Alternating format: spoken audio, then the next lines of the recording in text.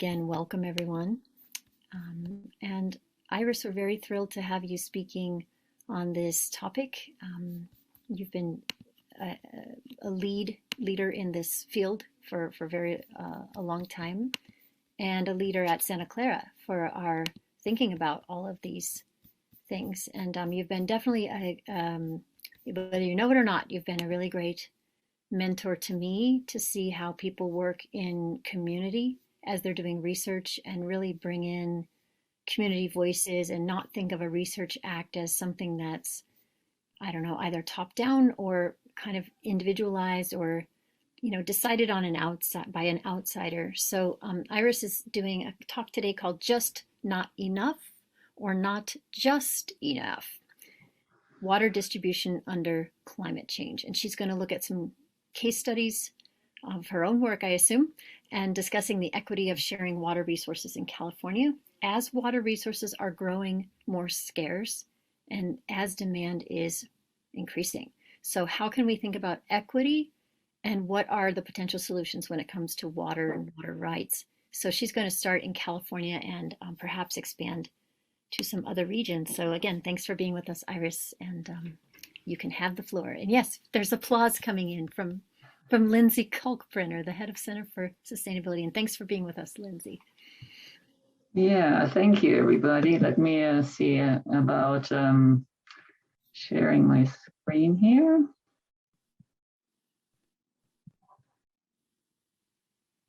I'll do that. Great. Can everybody see that? I'm getting a thumbs up here. Yeah, that's good.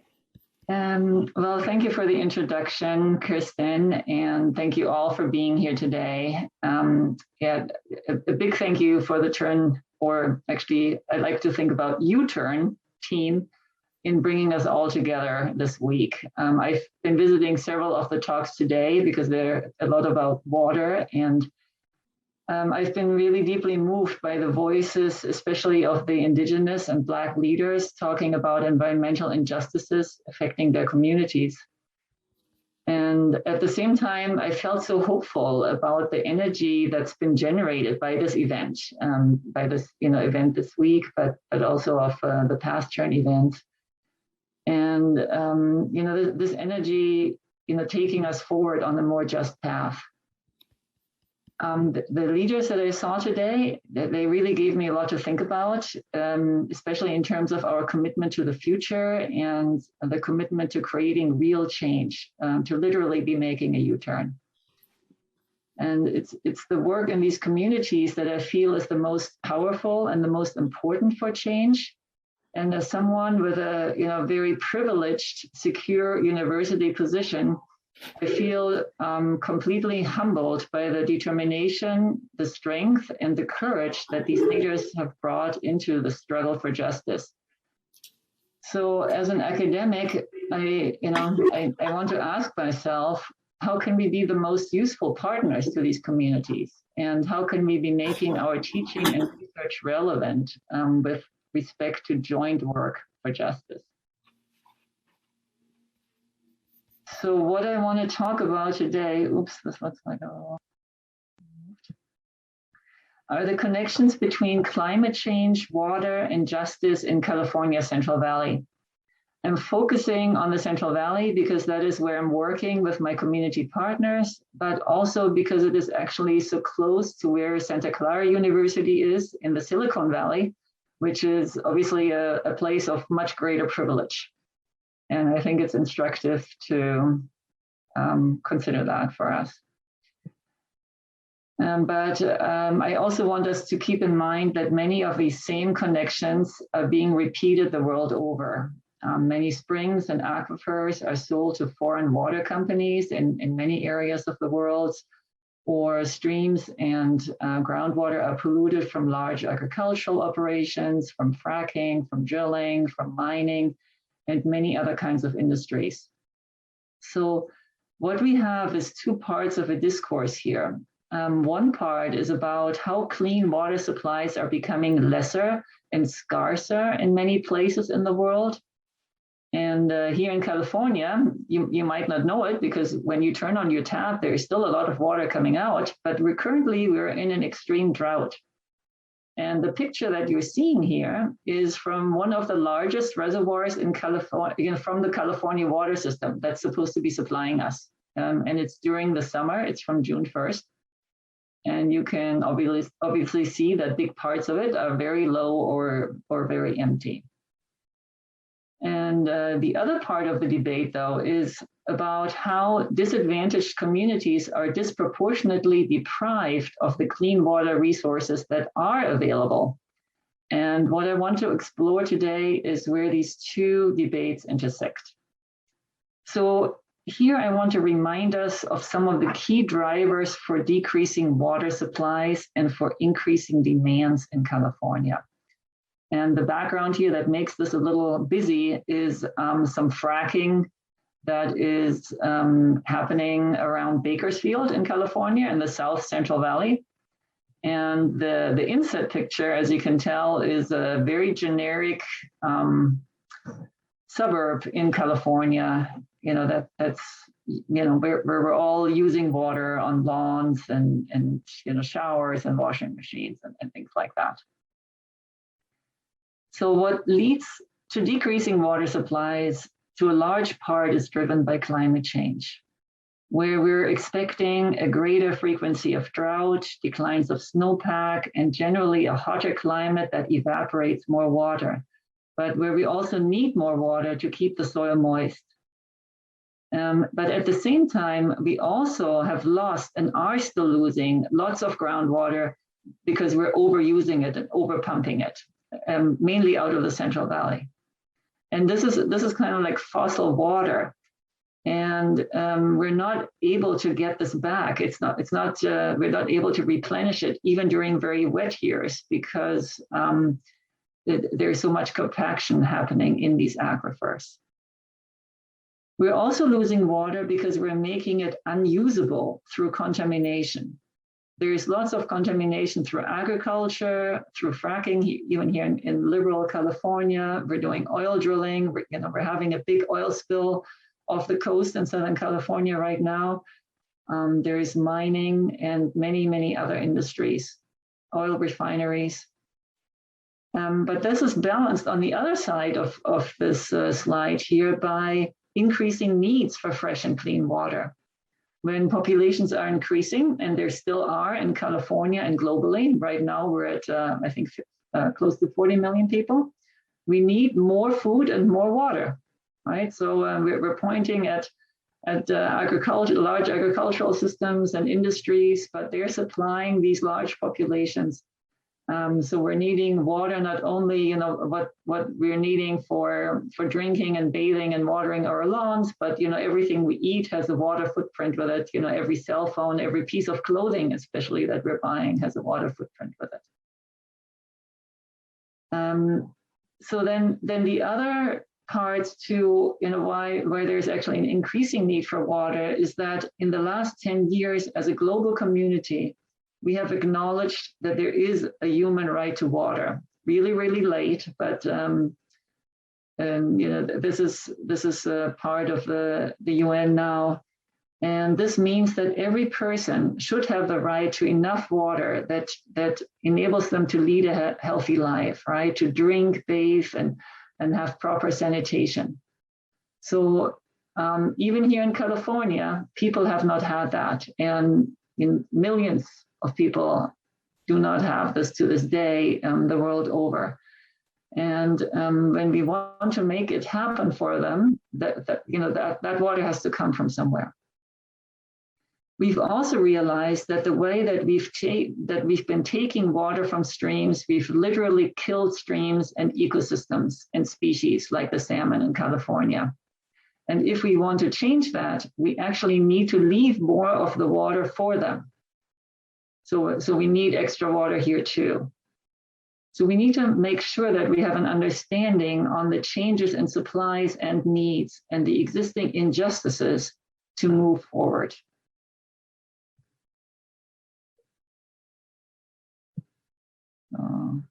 Going to the next slide here.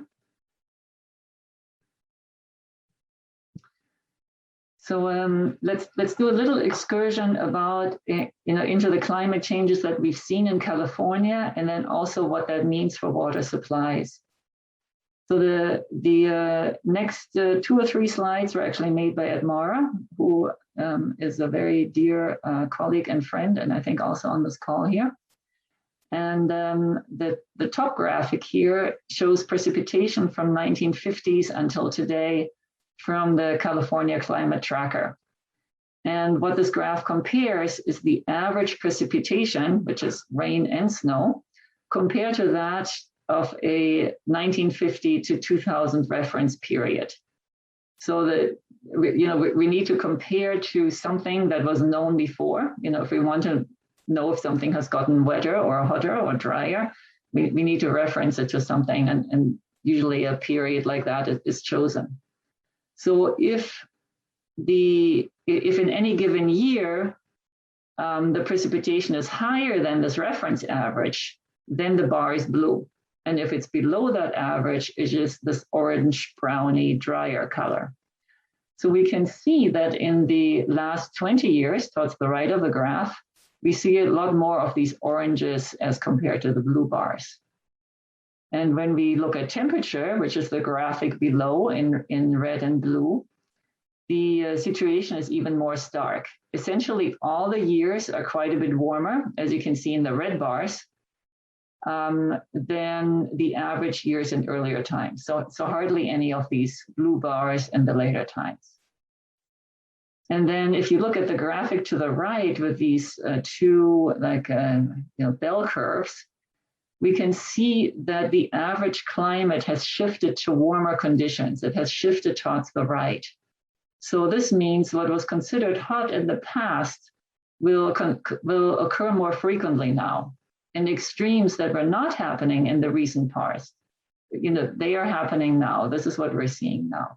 So this is where these oftentimes these records are coming from.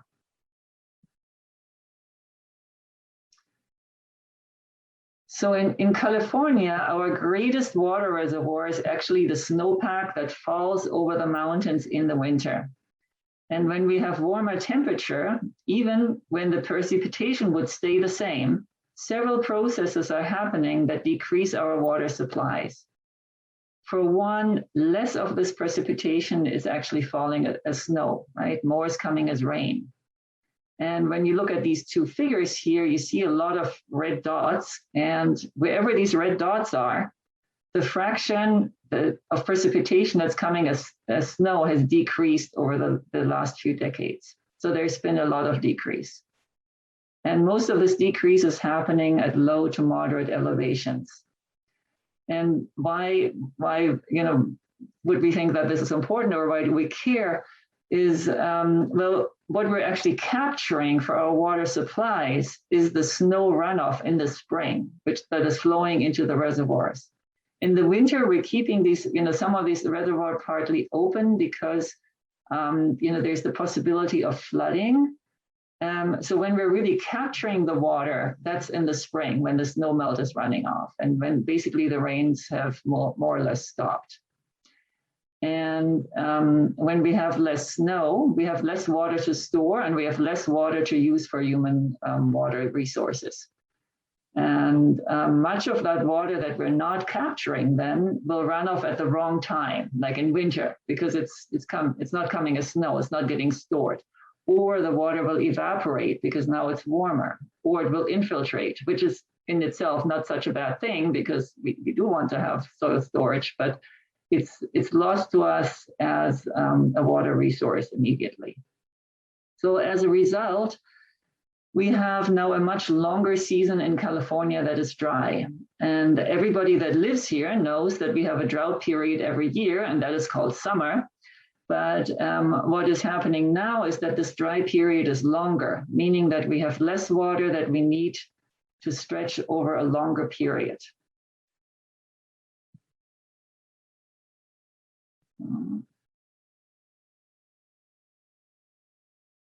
And so longer dry periods combined with the record-breaking droughts that we've had have other consequences. So these two graphs deal with wildfires, and they each show the area burned each year from wildfires since the 1970s. The left graph shows the entire area over the Western US, and then the right graph shows it broken down by the time of the year and the regions in California. But in both of these graphs, we see that this area has actually increased tremendously overall. There may be a year when the area is relatively low, but generally each year, on average, the area burned is quite a bit higher. And certainly wildfires have been in the news. And I think they're going to be the topic of discussion after this tUrn event. And part of this increase is certainly due to forest management that has emphasized fire suppression for decades and has built up quite a bit of, has changed the makeup of the forests and built up a lot of burning material. But what's not helping is that we now have warmer temperatures, that we've had record-breaking droughts that have weakened the trees. And for trees, it's often that these effects, you don't see them until several years after the drought. So where they have gotten weak, they've been attacked by the forest beetle, so they make perfect burning material. And then also because we have this earlier snowmelt and this longer, drier summer and hotter temperatures, that's just perfect for bigger, hotter fires. And that's another consequence that comes with a climate change.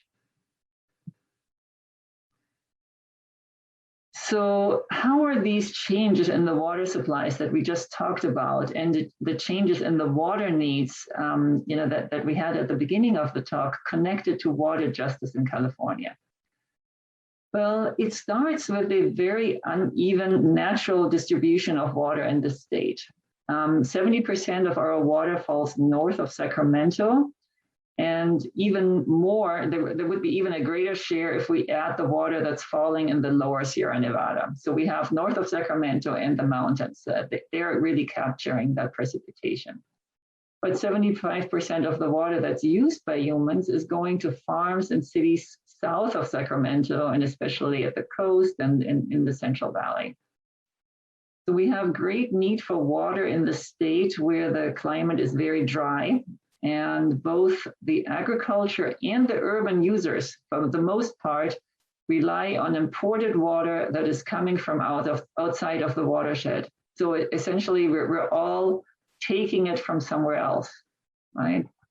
And that's actually, when you think about the justice part, and it'll come up in another slide further down, is we're depleting, whenever we're taking water from another watershed, we're depleting it there.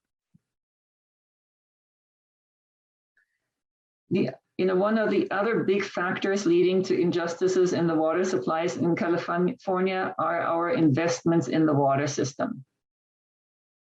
And this is actually really one of the dominant factors here.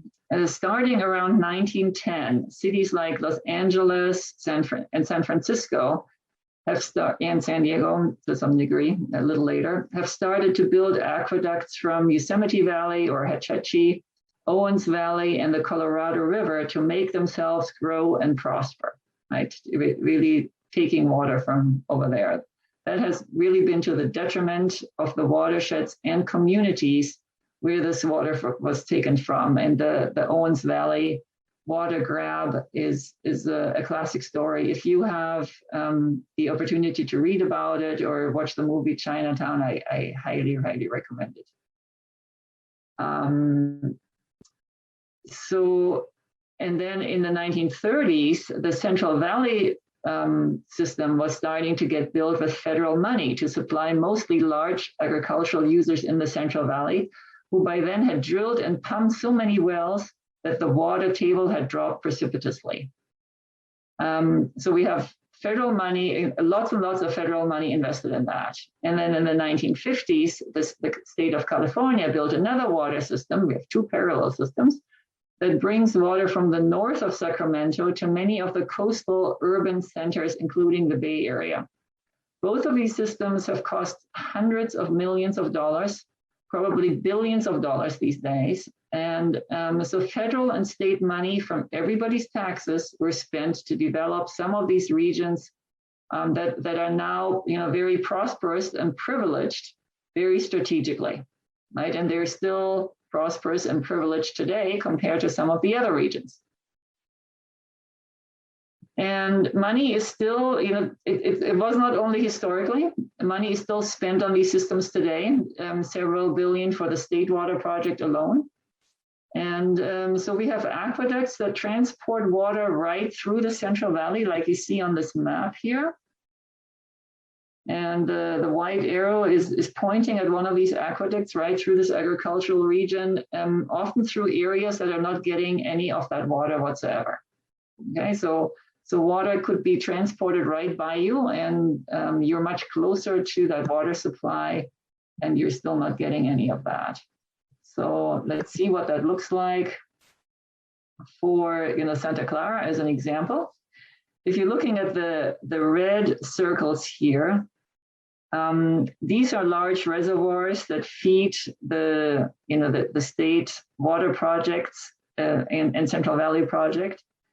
And are the water sources are brought through the delta, which is also labeled on the map, to urban centers, including Santa Clara, which you can see on the map as well. And so the communities in the Central Valley, like Modesto, which is the Central Valley's the green oval, and I have a little symbol there from Modesto. They're not getting any of that water, although they're closer to it. But they're expected to be using the groundwater that's in the area, mostly from what is called domestic wells. So little shallow wells or holes in the ground. And so the situation that we have is then as follows. In the Bay Area, we have had the funds and the political clout to secure the water, and we're using over 300 Olympic-sized swimming pools of water every single day. That's an average of 63 gallons per person. This is safe and clean water. We're in a semi-dry climate here. We wouldn't know it. We have millions of people here in the Bay Area. We wouldn't know it. When we're turning on our tap, our water, is safe. We're thinking. I'm wondering how many people are worried about their water on a daily basis here. The situation is quite different if you're in the Central Valley. People here have household wells. So here I have the little example of Modesto, and there's a little household well. And what's happening here is that there's groundwater here in the sediments underneath Modesto. And the household well is pumping water out of that, and the agricultural well is also pumping water out of that. And at the same time, Modesto is surrounded by these agricultural areas. And here, a lot of chemicals are applied that are actually entering the groundwater, which is shown in red. And they're also moving with the groundwater. So they're moving to areas, that are pumped from household wells. And at the same time, these deeper irrigation wells, they tend to pump a lot more, and they can pump a lot deeper. The combined effect of these is that the water table is lowered. The water table is this blue line here. So often lowered so far that the household wells do not get any water anymore. So in non-drought times, or in areas where the water table is not that low, people are affected by contaminants such as nitrate, for example. And in many places, though, they don't even get nitrate-laden water. They get no water at all because the water table has been lowered that much. So in 2021 alone, over 700 household wells have gone dry. So these are wells that people rely on for their water.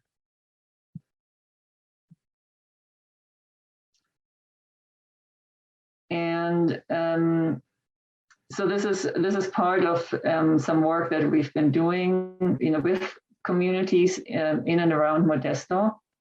What we're plotting here is nitrate, which is a common fertilizer and a common pollutant of shallow aquifers in shallow wells near Modesto. And what we're also plotting here are disadvantaged, underserved communities, unincorporated communities, and disadvantaged incorporated communities. And what we're finding is that a lot of times disadvantaged communities, which are relying on household wells, often are not incorporated, are not hooked up to a water system, they're over areas where there is a lot of nitrate pollution. So the maximum contaminant level for nitrate that's set by the EPA is 10 milligrams per liter.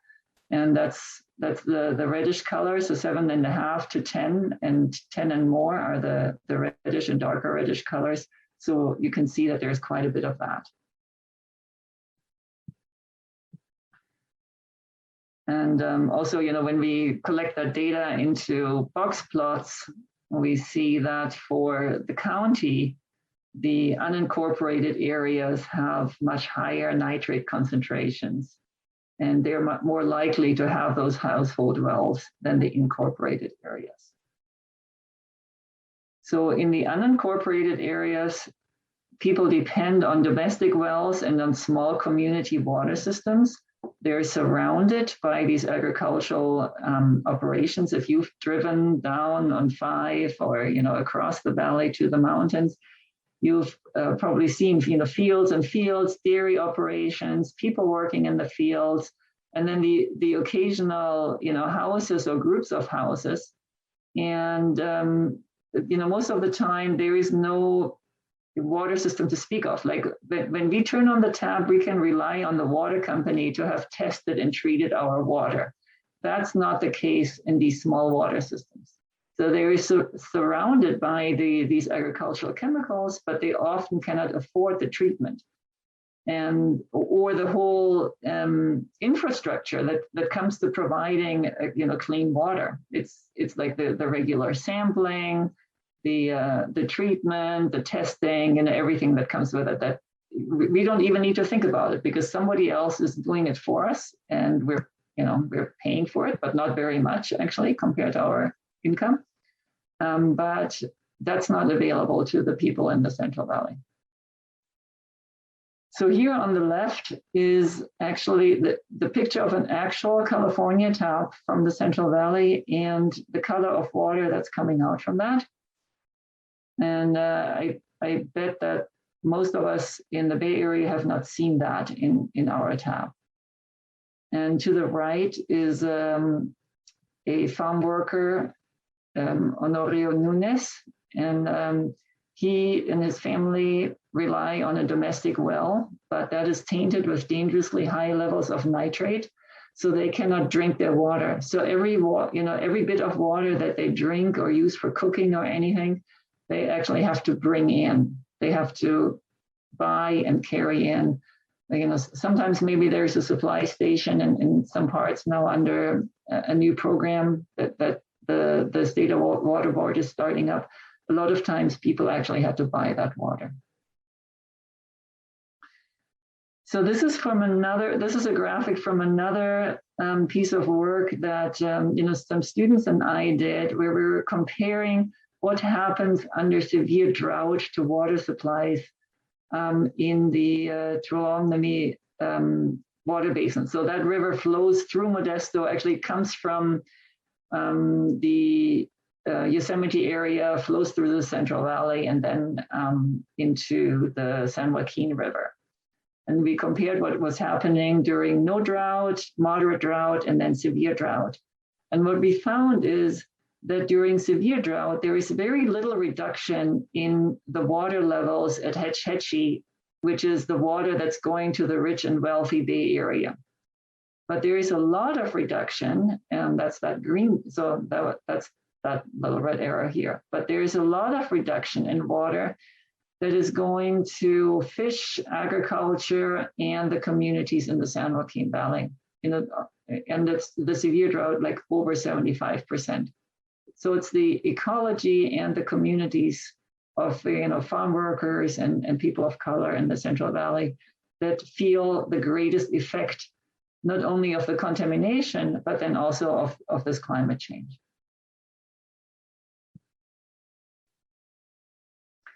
Another part of this crisis is the question of affordability. So as of July 2021, we have about 850,000 Californians that are without access to safe drinking water. So these are people that actually have to buy their water in bottles.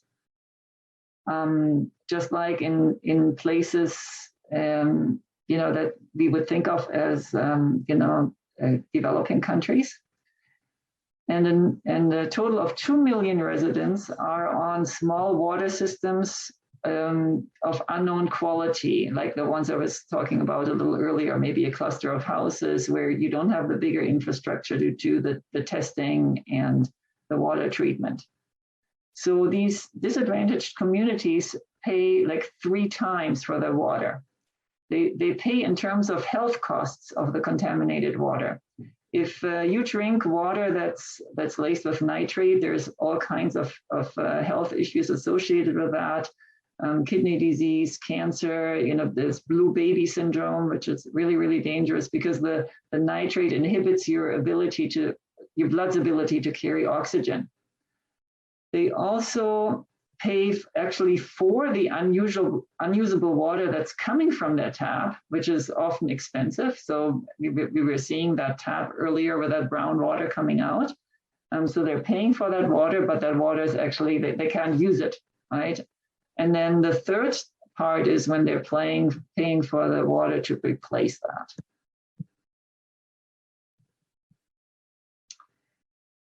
And then, we were talking about factors that lead to the injustices in water supplies in California.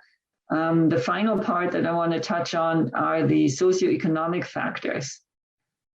So if you cannot afford to live in incorporated areas of town, then you have a lack of connection to water systems.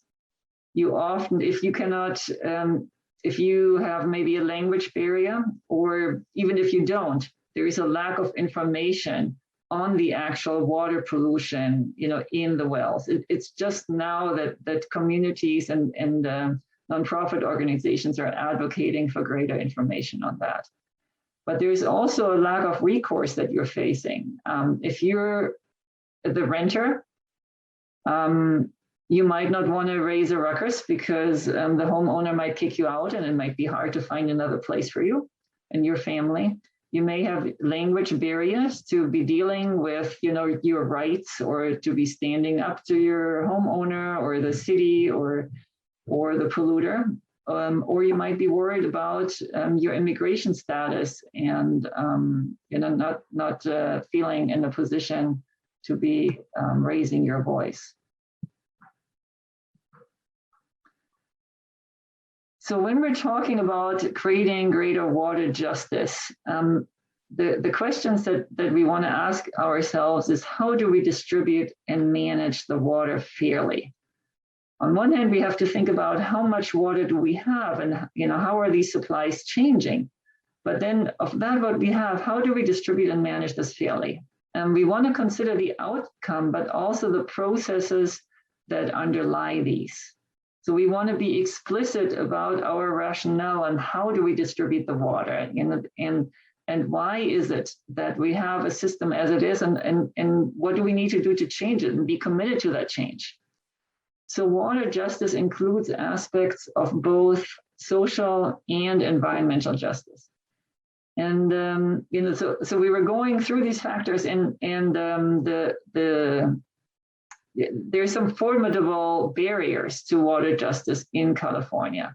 On the other hand, there is a lot of money that we're giving to water systems, or allocating to water systems, that are benefiting the privileged. So some commitment to reallocation and change of that could go a long ways. So I want to close here with some ideas to resolving the combined challenge of incorporating greater sustainability and equity into the distribution of water under climate change, because they're two sides of the same coin.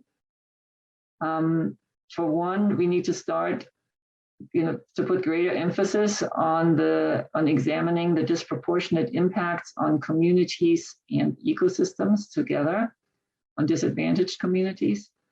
And we need to meaningfully engage and collaborate transparently with communities that are impacted, for example, by nitrates or being not connected to water systems. And especially when we're talking about indigenous communities, and we had some very, very powerful speakers and guests at tUrn today. The traditional ways of engaging with water are often rooted in very sustainable practices. So, greater humility and willingness to learn from those practices, could help go us a long way. We need to proactively plan and prepare for emergencies with these vulnerable communities. Climate change is real, as we're hearing about all week, and hopefully in your classes and with what you're reading. And we need to be prepared for it, as well as making sure that less of it is happening. And we need to really look at where the buck goes. Increase our investments in water systems where they are needed. There is a human right to water. It is an absolute disgrace that 2-3 hours from Silicon Valley, we have people that need to go and buy bottled water, that if they want to drink water, in plastic probably no less. And we need to increase investment in water recycling and water reductions in wealthier communities that can actually afford this, so that they are not taking water, or as much water from the places that are further away. And similarly, we need to invest in water conservation measures, such as the reduction of water-intensive crops. All of us, we can examine what is it that we're eating. Where is this, what's the water footprint of that? Where is this coming from? Whose water are we taking there? Whose water is going into our clothing? Whose water is going into our electronics? And, worldwide, this is being observed that, in terms of climate change, but also in terms of water, that in the developed countries, we're the ones responsible for much of the problems. And the people that are mostly impacted by all of that are the ones that are least equipped to deal with that because of the socioeconomic imbalances that our systems have created. So I'd like to stop it here and, hope that maybe we can have a few minutes of maybe questions and answers or discussions, or, your thoughts, or, maybe your experiences regarding water justice, communities without secure water, or maybe you've gone to another tUrn talk earlier today and, could bring some observation of that from that as well. Thank you. Great. Maybe I'll stop sharing so we can see more of each other. Thank you, Iris, for that great talk. What a fantastic overview, and all the visuals really helped for us to kind of understand the place and the region, how close things are, how spread out things are, who's impacted the most. And I really appreciate the thoughtfulness of your work and the thoroughness of it. So yes, we'll open up to questions, comments, also stories you might have or experiences with your own use of water, whether it's a story of being unaware of anything about how much you are using or why that's an issue, or some stories of awareness. It'd be fun to hear. Well, it's definitely great to see so many students on here. Yeah. Well, thanks for coming. So here's Grace. Thank you for your honesty, Grace. She says, I'm embarrassed to say I had no idea. Isn't that an incredible thing for Grace to say? Yeah. Thank you, Grace. Grace, may I ask where you're from? Where you grew up? San Jose. It's interesting because I teach a lot about the Los Angeles water grab in my classes, in the intro class as well. And few, I always have a couple of students from LA, and very few have heard about that. Right. So, yeah. Wow, it's enlightening to say the least. Thank you. Thank you, Grace.